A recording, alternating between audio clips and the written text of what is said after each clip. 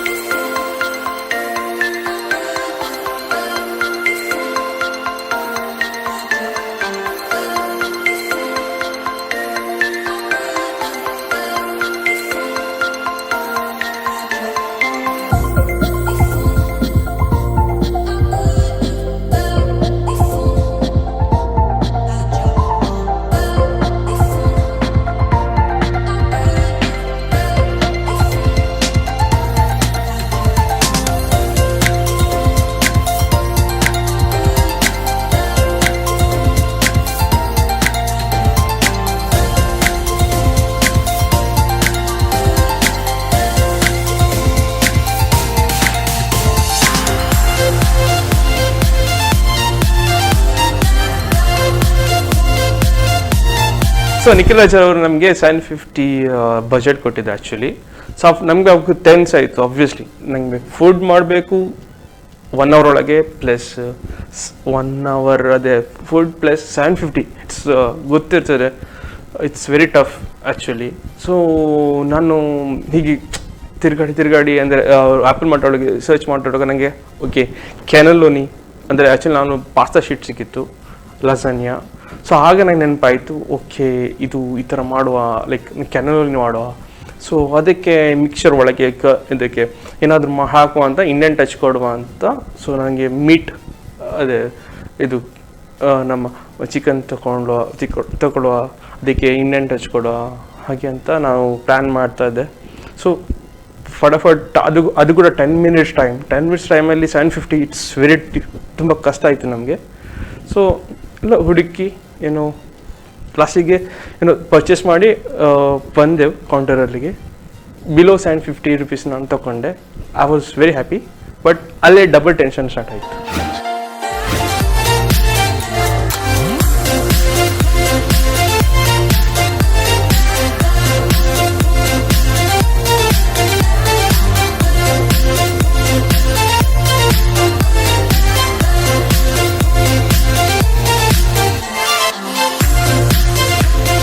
ನಮಗೆ ಇವತ್ತು 750 ವೋಚರ್ ಸಿಕ್ಕಿತ್ತು. ಆಗ ಏನು ಮಾಡೋದು ಅಂತ ಥಿಂಕ್ ಮಾಡ್ತಾ ಇದ್ದೆ. ಸೊ ಇಮಿಡಿಯೇಟಾಗಿ ನಂಗೆ ಹೊಳೆದಿದ್ದು ಚಿಕನ್ ಐಟಮ್ ಮಾಡುವ ಅಂತ. ಸೊ ಅಲ್ಲೆಲ್ಲ ಐಟಮ್ ಅವೈಲೇಬಲ್ ಇತ್ತು.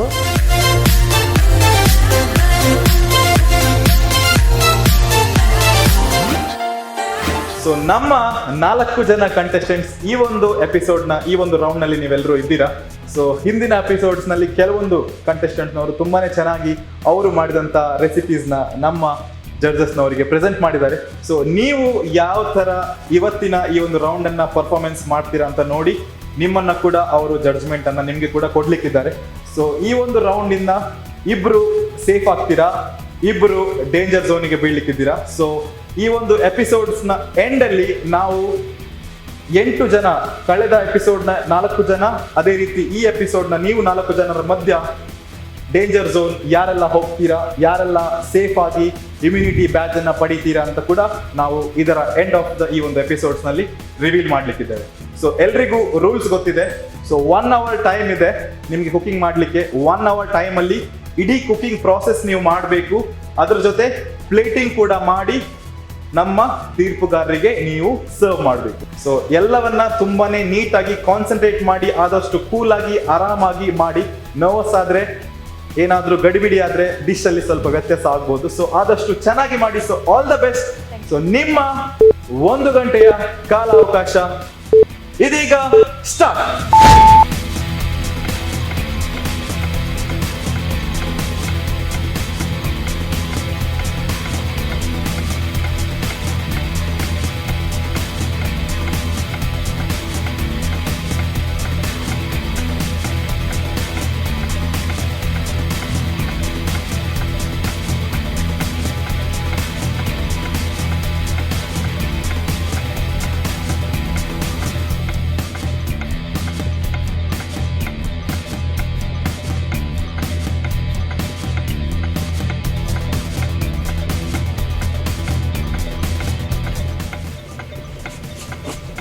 ಇಷ್ಟ ಮಾಡ್ಕೊಂಡು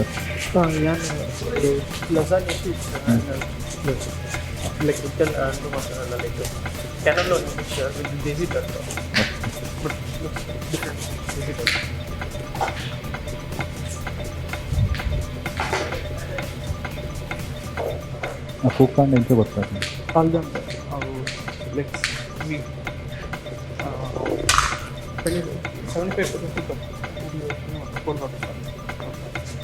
ನೀರು ಬಾಯ್ಲ್ ಹಾಕ್ತೀನಿ.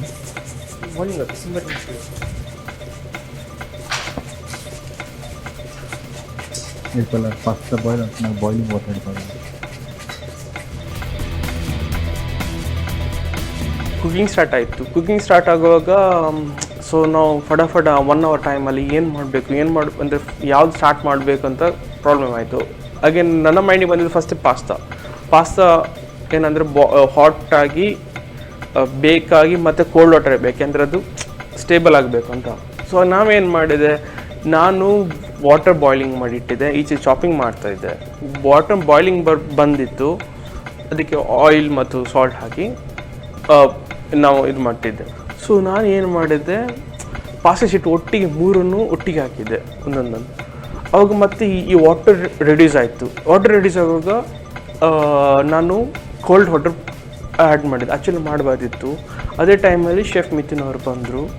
ಅವ್ರು ನೋಡಿದರು. ನೋಡುವಾಗ ಒಂದು ಸಣ್ಣ ನಮಗೆ ಕ್ಲೂ ಅವರು ಸಜೆಷನ್ ಕೊಟ್ಟರು. ಯಾವಾಗಲೂ ಪಾಸ್ತಾವನ್ನು ಬಾಯ್ಲ್ ಮಾಡುವಾಗ, ಬೇಕ್ ಮಾಡುವಾಗ ಬಾಯ್ಲಿಂಗ್ ಹೈ ಟೆಂಪರೇಚರ್ ಇರಬೇಕು, ಒಂದೊಂದು ಮತ್ತು ಶೀಟ್ ಒಂದೊಂದನ್ನು ಬಿಡಬೇಕು, 3 ಬಿಟ್ಟರೆ ಒಟ್ಟಿಗೆ ಅಂಟುತ್ತದೆ ಅಂತ. ಸೊ ನಾನೇನು ಮಾಡಿದೆ, ತೆಗೆದೆ, ಕೋಲ್ಡ್ ವಾಟರ್ನನ್ನು ರೆಡಿ ಮಾಡಿ ಆ ಶೀಟ್ 3 ಶೀಟನ್ನು ತೆಗೆದು ಅದನ್ನು ಬಿಡಿಸಿ ಪುನಃ ಶೆಫ್ ಹೇಳಿದ ಹಾಗೆ ನಾನು ಬಾಯ್ಲಿಂಗ್ ಬಂದ ನಂತರ ಈ ಒಂದೊಂದೇ ಶೀಟನ್ನು ತೆಗೆದು ಬಿಡಿಸಿ ಒಂದೊಂದು ಶೀಟನ್ನು ಹಾಕಿ ಬಾಯ್ಲ್ ಮಾಡಿ ಬೇಕ್ ಮಾಡಿದೆ. मैं एक पोटैटो की टिक्की जैसा बनाने वाली हूँ, कटलेट के जैसा है. फिलिंग है और चटनी, हरी चटनी. टिक्की के अंदर चीज़ फिल कर रही हूँ. Make some Italian dishes. What? Cannelloni. Oh.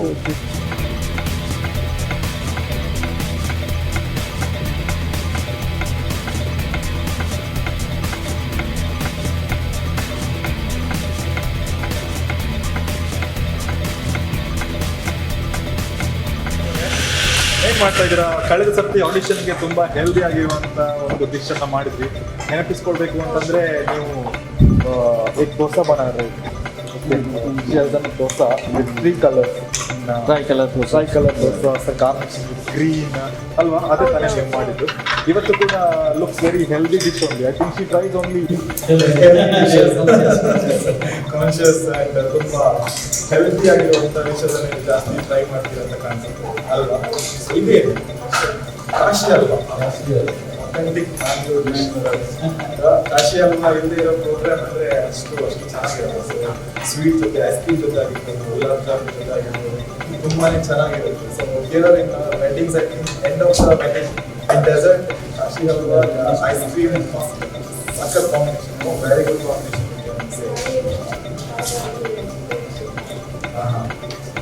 She is getting time. She is planning to do badam milkshake. ನನ್ನ ಹತ್ರ ನಾನು ಜಡ್ಜಸ್ ಬರೋದಿಲ್ಲ ಅಂತ ಎನಿಸಿದೆ, ಆದರೆ ಆಚೆ ನೋಡುವಾಗ ಬರ್ತಾ ಇದ್ದಾರಂತ ಅನಿಸ್ತಿತ್ತು ನನಗೆ. ಮತ್ತು ನೋಡುವಾಗ ಬಂದೇ ಬಿಟ್ಟರು ಅವರು ನನ್ನ ಹತ್ತಿರ.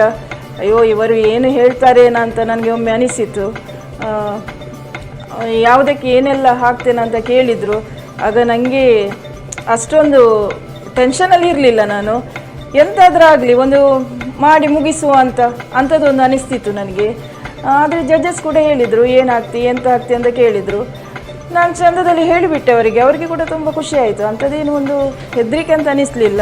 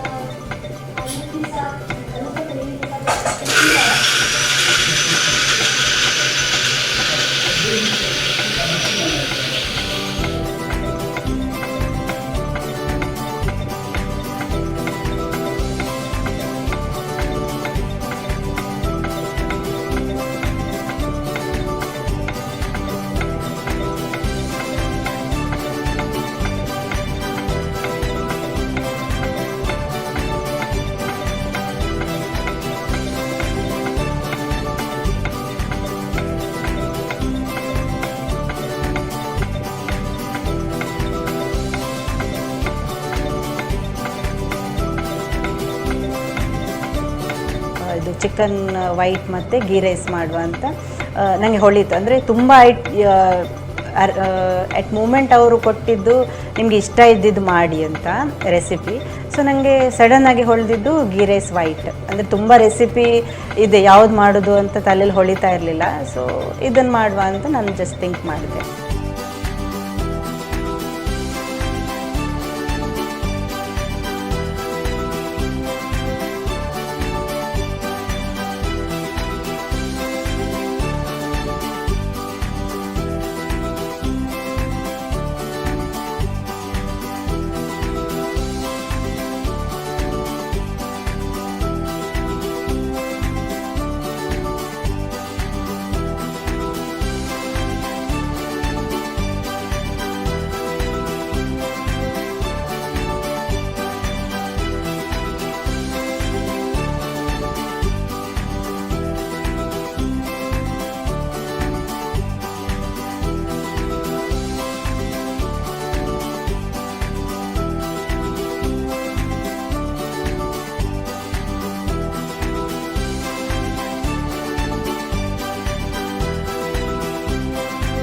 ಕಂಟೆಸ್ಟೆಂಟ್ಸ್ ಕೇವಲ 20 ನಿಮಿಷ ಬಾಕಿ, ಓನ್ಲಿ 20 ಮಿನಿಟ್ಸ್ ಟೈಮ್ ಇದೆ.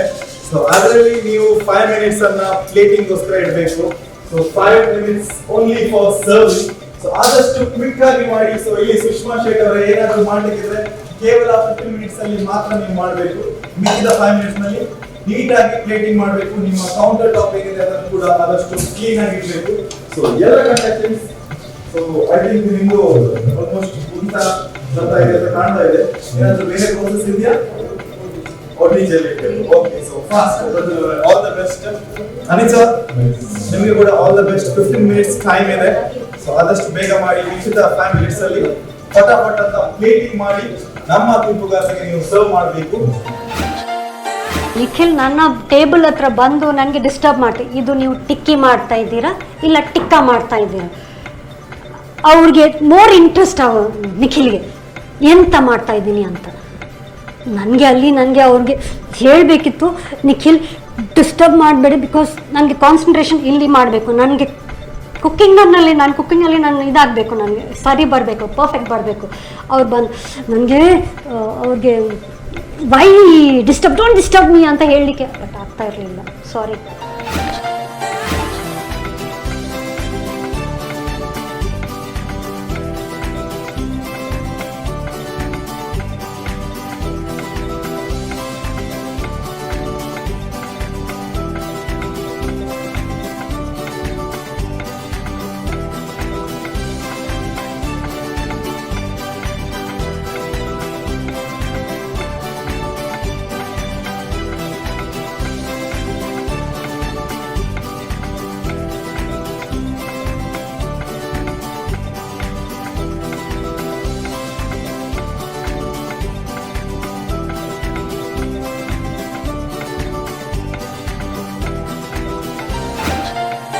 ನಾನು actually full course meal prepare ಮಾಡಬೇಕು ಅಂತ ಇದ್ದೆ. ಗೀ ರೈಸ್ ವೈಟ್ ಮತ್ತು ಮಲೈ ಟಿಕ್ಕಾ.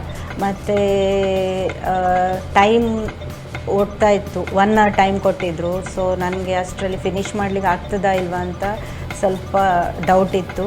ಅದಕ್ಕೆ ನಾನು ಗೀ ರೈಸ್ ವೈಟ್ ಮಾತ್ರ ಮಾಡಿದೆ.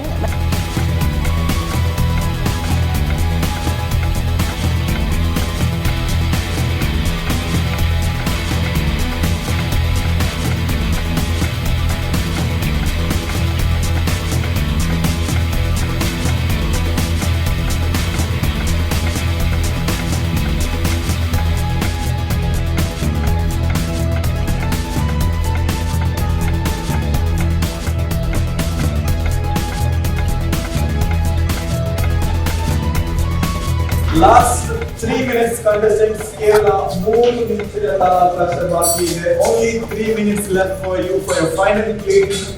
ಸೊ ಏನೇ ಇದ್ರು ನಿಮ್ಮ ಪ್ಲೇಟ್ ನಲ್ಲಿ ಈ ಒಂದು 3 ನಿಮಿಷದಲ್ಲಿ ಅದು ರೆಡಿ ಆಗಿರಬೇಕು. ಸೊ ನಿಮ್ಮ ರೆಸಿಪಿ ಆ 3 ಮಿನಿಟ್ಸ್ ನಲ್ಲಿ ರೆಡಿ ಆಗಿರಬೇಕು.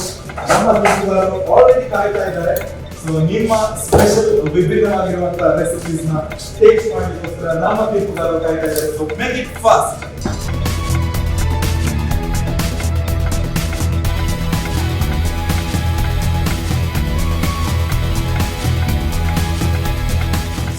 So 30 seconds ಬಾಕಿ ಇದೆ ನಿಮ್ಮಲ್ಲಿ. So only 30 last 30 seconds. So ಅದರೊಳಗಡೆ ನಿಮ್ಮ ಪ್ಲೇಟಿಂಗ್ ಮುಗಿಲೇಬೇಕು. ಮುಗಿದ್ಯಾ ಅನಿತಾ ಅವರೇ? Ready? Okay ready. So ready Prajwal ಅವರೇ ನಿಮ್ಮ plating ಮುಗಿದ್ಯಾ? Everybody ready? Okay, time is up. So hands up and away from the counter. So beautiful. ಎಲ್ಲರೂ ಆದಷ್ಟು ನೀಟಾಗಿ ಕೊಟ್ಟಿರುವಂತ ಟೈಮ್ ನಲ್ಲಿ ನೀವು ಮಾಡಿ ಮುಗಿಸಿದ್ದೀರಾ. ಸೊ ಎಲ್ಲರೂ ಆದಷ್ಟು ಬೇಗನೆ ಕ್ವಿಕ್ ಆಗಿ ನಿಮ್ಮ ಸ್ಪೆಷಲ್ ಡಿಶ್ ಅನ್ನ ಮಾಡಿದ್ದೀರಾ. ಸೊ ಇವಾಗ time for tasting and judging. So one by one ನೀವೆಲ್ಲರೂ ಬಂದು ನಮ್ಮ ತೀರ್ಪುಗಾರರಿಗೆ ಪ್ರೆಸೆಂಟ್ ಮಾಡಬೇಕು. ಥ್ಯಾಂಕ್ ಯು ಒನ್ ಇವಾಗ ಟೇಸ್ಟಿಂಗ್. 4 ಜನ ಕಂಟೆಸ್ಟೆಂಟ್ಸ್ ತುಂಬಾನೇ ಚೆನ್ನಾಗಿ ಬೇರೆ ಬೇರೆ ವಿಭಿನ್ನವಾದಂತ ರೆಸಿಪೀಸ್ ನ ಮಾಡಿದ್ದಾರೆ. ಸೊ ನೋಡೋಣ ಯಾವ ತರ ಕಮೆಂಟ್ಸ್ ನಮ್ಮ ತೀರ್ಪುಗಾರ ಸಿಗ್ತದೆ ಅಂತ ನೋಡೋಣ. ಸೊ ಒಬ್ಬರಾಗಿ ಒಬ್ರು ಬಂದು ಇಲ್ಲಿ ನಮ್ಮ ಜಡ್ಜಸ್ ಮುಂದೆ ನೀವು ತಯಾರಿಸಿದಂತ ರೆಸಿಪೀಸ್ ನ ಪ್ರೆಸೆಂಟ್ ಮಾಡಬೇಕು. ಸೊ ಮೊದಲಿಗೆ ರೇಖಾ ಪೈ ಅವರು ಬನ್ನಿ. ಏನ್ ಮಾಡಿದ್ದೀರಾ ರೇಖಾ ಅವರೇ? ತೀರ್ಪುಗಾರರಿಗೆ ಹೇಳ್ಬೇಕು.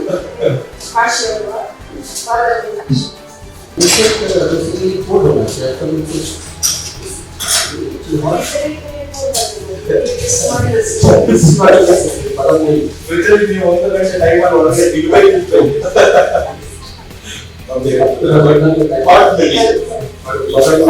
ಚೆಕ್ ಮಾಡಿದ್ರೆ उसके पहले बना के डाल सकते हैं, आराम से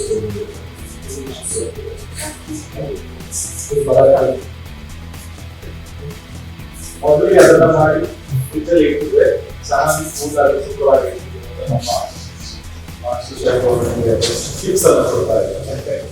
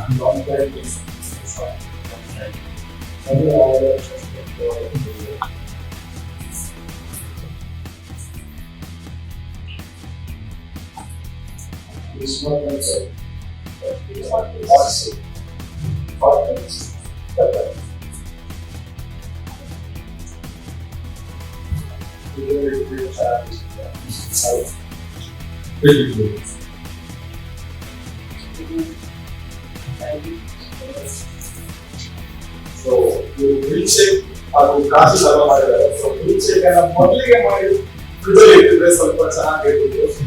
ನೋಡೋಣ ಇವರ ಯಾವ ತರ ನೆಕ್ಸ್ಟ್ ಪುಷ್ ಮಾಡೋದು ನೀವು ಅಂತ. ಫಸ್ಟ್ ಟೇಸ್ಟಿಂಗ್ ನೋಡಲಿಕ್ಕೆ ಜಡ್ಜಸ್ ಹೇಳಿದರು ಇಟ್ಕೊಂಡು ಬಾ ಅಂತ. ನಾನು ಹೋಗಿ ಕಾಶಿ ಹಲ್ವಾ ಮತ್ತು ಬಾದಾಮ್ ಮಿಲ್ಕ್ ಶೇಕ್ ತೋರಿಸಿದರೆ ಇವರು ಏನು ಹೇಳ್ತಾರೆ ರಿಸಲ್ಟ್ ಅಂತ ಅನಿಸ್ತಿತ್ತು. ಆದರೆ ಫಸ್ಟಿಗೆ ಹೇಳಿದರು ಬಾದಾಮ್ ಮಿಲ್ಕ್ ಶೇಕ್ ಬಿಸಿ ಉಂಟು, ನೀನು ಫಸ್ಟಿಗೆ ಮಾಡಿ ಕೋಲ್ಡಲ್ಲಿ ಇಡಬೇಕಿತ್ತು, ಬಿಸಿ ಇದ್ದ ಕಾರಣ ಅದು ಕುಡಿಲಿಕ್ಕೆ ಸ್ವಲ್ಪ ಇದು ಈಗ ಸೆಕೆ ಅಲ್ಲ ಅಂತ ಹೇಳಿದರು. ಮತ್ತು ಕಾಶಿ ಹಲ್ವಾದಲ್ಲಿ ಒಂದು ಸಣ್ಣ ಮಿಸ್ಟೇಕ್ ಅಂತ ಹೇಳಿದರು, ಅಂದರೆ ಅದು ಸ್ವಲ್ಪ ಬೇಯಲಿಲ್ಲ, ಬೇಯ್ತಿದ್ರೆ ಸ್ವಲ್ಪ ಒಳ್ಳೆದಿರ್ತಿತ್ತು ಅಂತ ಹೇಳಿದರು.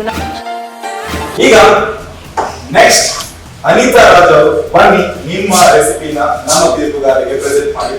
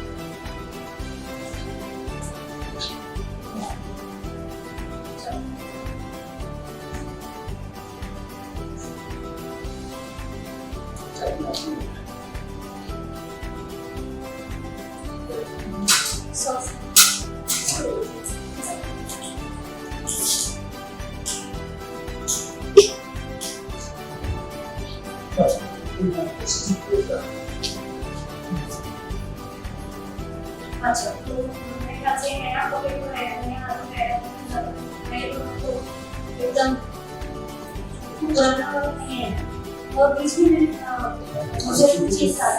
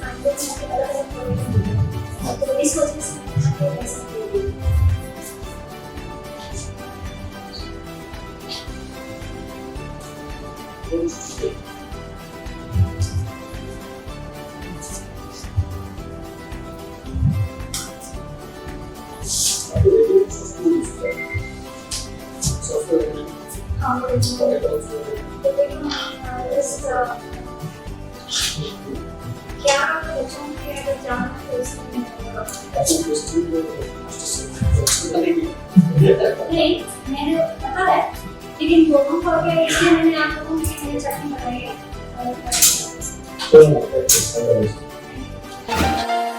ಸೊ ನೆಕ್ಸ್ಟ್ ನಮ್ಮ ಜೊತೆ ಇದ್ದಾರೆ ಪ್ರಜ್ವಲ್ ಅವರು. ಸೊ ನೀವು ಕೂಡ ಬನ್ನಿ ನಿಮ್ಮ plate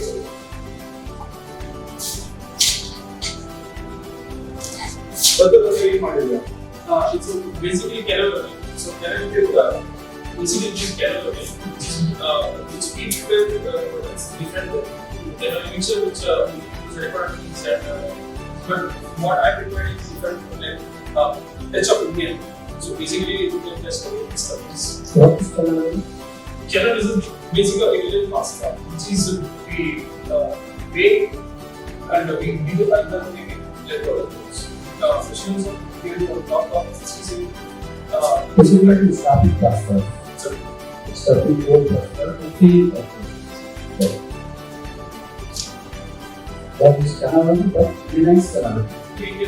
With a touch of like wing business. Legs. Okay. There's a different. Okay,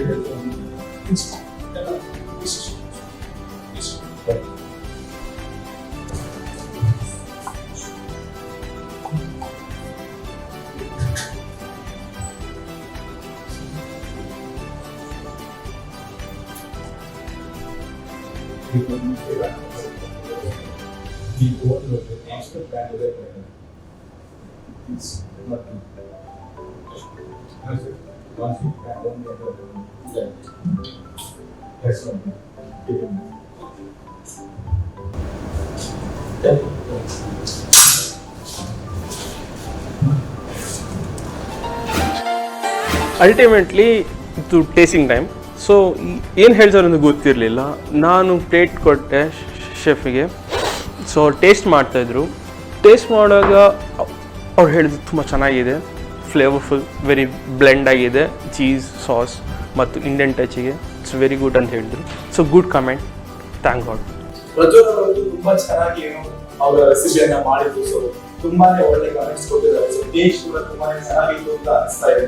so ನೋಡೋಣ ಯಾವ ರೀತಿ ಅವರಿಗೆ ಮಾರ್ಕ್ಸ್ ಅನ್ನ ಕೊಡ್ತಾರೆ ಅಂತ. ಸೊ ಇದೀಗ ನಮ್ಮ ಜೊತೆ ಸುಷ್ಮಾ ಶೆಟ್ ಇದ್ದಾರೆ. ಸೊ ನೀವು ಕೂಡ ನಿಮ್ಮ ಪ್ಲೇಟ್ ಅನ್ನ ಬಂದು ಪ್ರೆಸೆಂಟ್ ಮಾಡಿ.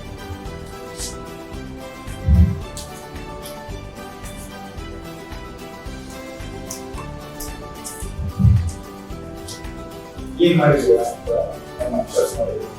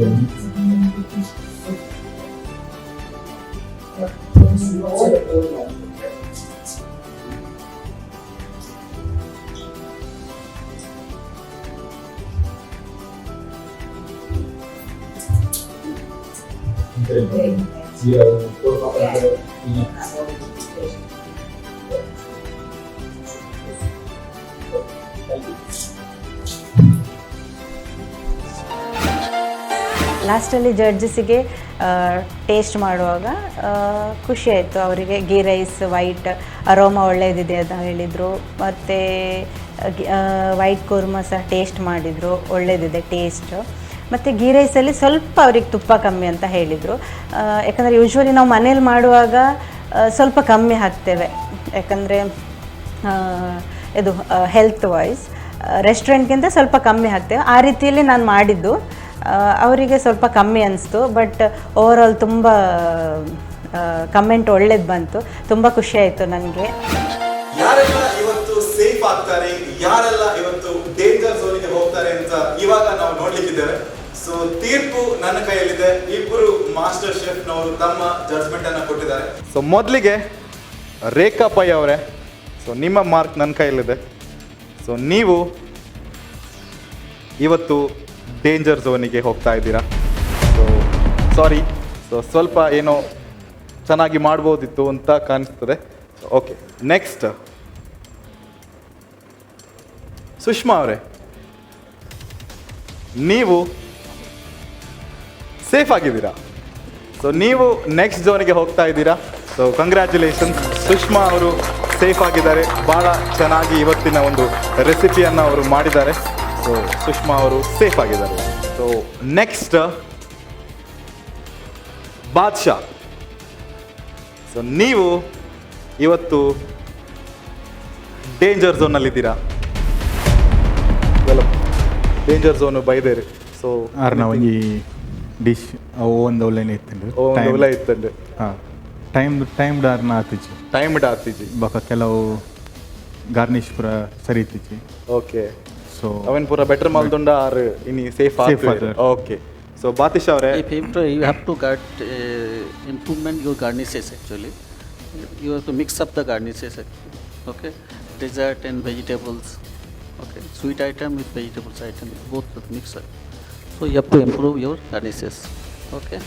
ಬಾತಿಶ್ ಅವರೇ, ನಮ್ಮ ಮಾಸ್ಟರ್ ಶೆಫ್ ಅವರು ಕೊಟ್ಟಿರುವಂಥ ಕಮೆಂಟ್ಸ್ ಆಗಿರ್ಬೋದು, ಟಿಪ್ಸ್ ಆಗಿರ್ಬೋದು, ಅದನ್ನು ನೀವು ನೆಕ್ಸ್ಟಲ್ಲಿ ಯೂಸ್ ಮಾಡಿ. ಸೊ ನೋಡೋಣ. ಆಲ್ ದ ಬೆಸ್ಟ್ ಬಾತಿಶ್ ಅವರೇ. All the best. Next Ahana Shetty.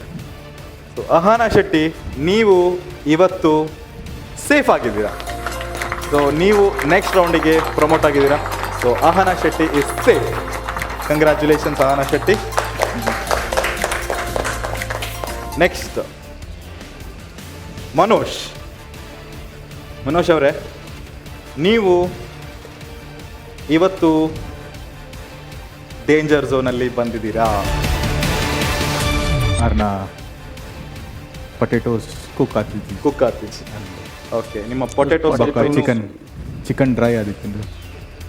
ಅವು ಪೂರ basic problems that fall in to danger zone.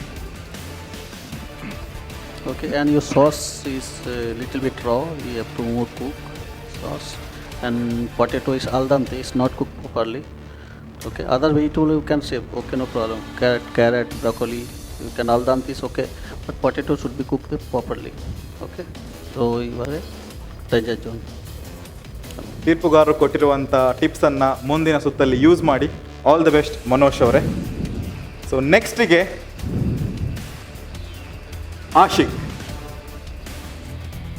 Ashiq ಅವರೇ, ನೀವು ಇವತ್ತು ಸೇಫ್ ಆಗಿದ್ದೀರಾ.